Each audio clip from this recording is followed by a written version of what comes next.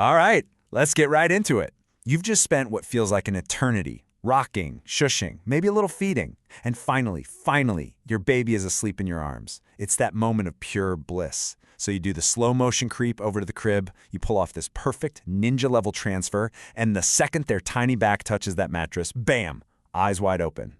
It's maddening, isn't it? It's like they have some secret, pressure-sensitive radar built right in. You're just standing there, completely exhausted, beyond frustrated, and all you can think is, what am I doing wrong? But here's the thing. What if I told you that you're not doing a single thing wrong? And even more important, neither is your baby. That little radar of theirs, it's not a bug, it's a feature. A feature designed over millions of years of evolution for one and only one purpose: to survive. So to really get why your baby just will not sleep alone, we need to take a trip way back in time. We're talking ancient history. Because this isn't about a bad habit. Oh no. This is a brilliant survival story that's literally hardwired into their DNA. You know, that cry, the one that erupts the second you put them down, that's not them trying to manipulate you or just being difficult. It's an unbelievably smart, life-saving alarm bell, perfected by evolution over ages. Your baby is doing exactly what they're supposed to be doing. And the reason why? Well, it comes down to one really fascinating scientific idea. So it all comes down to this idea that human babies are secondary altricial. Now, what on earth does that mean? It means that compared to pretty much any other mammal out there, human babies are born, well, uniquely unfinished. Their senses are working just fine, they can see and hear you, but physically, they're completely helpless. And get this, their brain is only about a quarter of its final adult size. And this really shows the predicament, right? Think about it. A little kitten, it's safe and hidden away in a den. A newborn lamb, it can literally get up and start following the herd within hours of being born. But a human baby? Their only survival strategy is you. Their one and only tool is to stay in constant, non-stop contact with their caregiver. So just imagine our ancient ancestors out on the savannah. For them, a baby left alone was a baby in serious mortal danger. So that cry you hear today isn't a protest against the crib. It's an ancient, primal scream that's basically yelling, "Hey, I'm alone out here. A predator could find me. I'm vulnerable. Come back." This is what the psychologist John Bowlby famously called an attachment behavior. It's a tool perfectly designed by natural selection to keep them alive. Okay, so that's the whole evolutionary why. But that's only part of the story. There's another huge piece to this puzzle, and it's all happening inside their tiny, rapidly growing brain. You see, the actual structure of your baby's sleep is just completely fundamentally different from yours. Just take a look at this.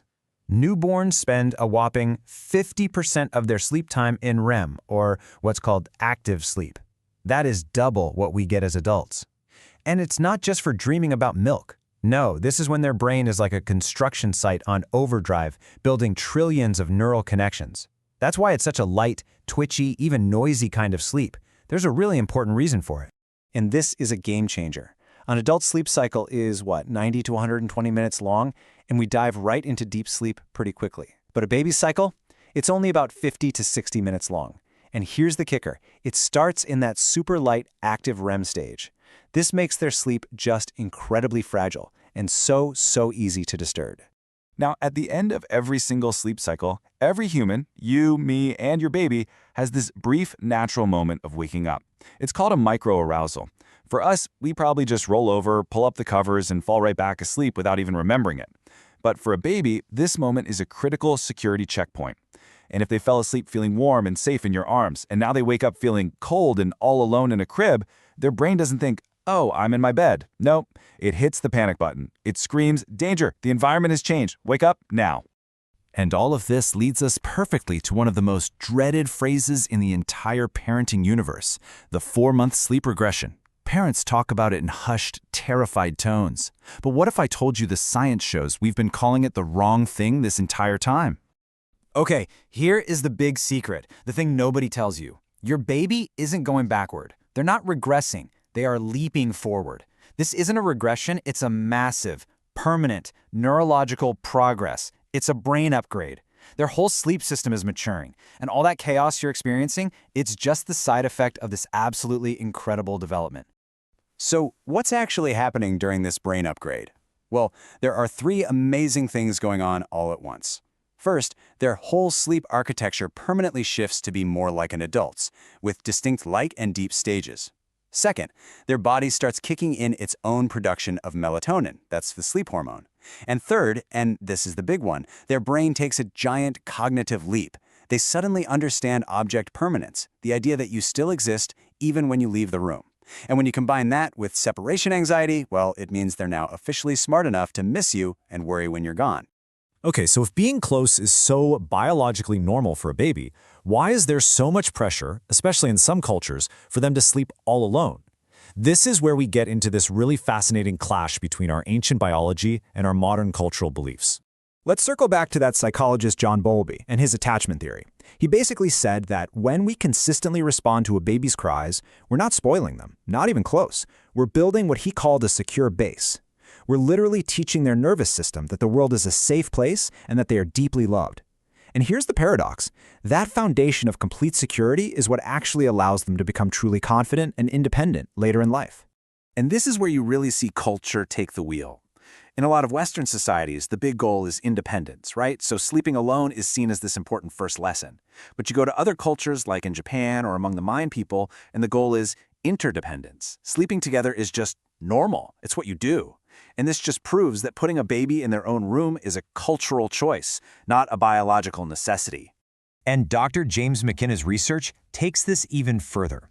He runs a sleep lab where he studies what he calls breast sleeping, which is exactly what it sounds like. Breastfeeding while co-sleeping. And what he found is just incredible. He saw that moms and babies literally become physiologically synchronized. Their breathing patterns, their heart rates, their sleep cycles, they all line up. And all those little microarousals we talked about, they actually help protect the baby, kind of like giving them practice waking up if something's wrong, which many believe is a protective factor against SIDS. Okay, so right now, all the science seems to be pointing in one direction. Closeness, responsiveness, being right there. But this brings up the elephant in the room. The biggest, most controversial question in the entire world of baby sleep. What about sleep training? This is it, the question that literally keeps parents up at night, right? The big fear is that letting a baby cry it out is going to cause irreparable damage, that it'll break your bond, create toxic stress, and scar them for life. It's such a deeply emotional debate. But what does the long-term scientific data actually say? Well, the answer, based on years of solid research, might not be what you think. Get ready for a major plot twist. Okay, just look at these findings. We're talking about major, long-term studies, the gold standard of scientific research that followed kids for 5 years after their parents used behavioral sleep training methods. And the verdict was clear. They found absolutely no long-term harm to the parent-child bond, no difference in attachment security, no negative impact on their emotional health, but they did find one huge significant difference, a massive decrease in maternal depression. So, where does that leave us? We have a baby who is biologically wired to need us close. And we also have solid data showing that sleep training isn't the long-term monster it's made out to be, and it can actually be a lifeline for a mother's mental health. It sounds like a contradiction, right? But it actually points to a really beautiful and empowering truth. Let's wrap this up with one last absolutely incredible fact. Scientists have discovered that a specific part of a parent's brain, it's called the medial orbitofrontal cortex, lights up in just 1/7 of a second when we see a baby's face. That is faster than conscious thought, faster than a blink of an eye. You are literally biologically hardwired by the universe to care, to protect, and to respond. That powerful instinct you feel, it is so, so real. So what's the final takeaway from all of this? The science doesn't hand us a single right answer. What it does give us is permission. It gives you permission to trust your gut, permission to choose what actually works for your family. So whether you choose to co-sleep and lean into that incredible biological connection, or you choose some form of sleep training to protect your own mental health so you can be the best parent you can be when the sun is up, neither choice is wrong. The science is pretty clear. As long as the path you choose is safe, consistent, and absolutely full of love, you are giving your baby exactly what they need.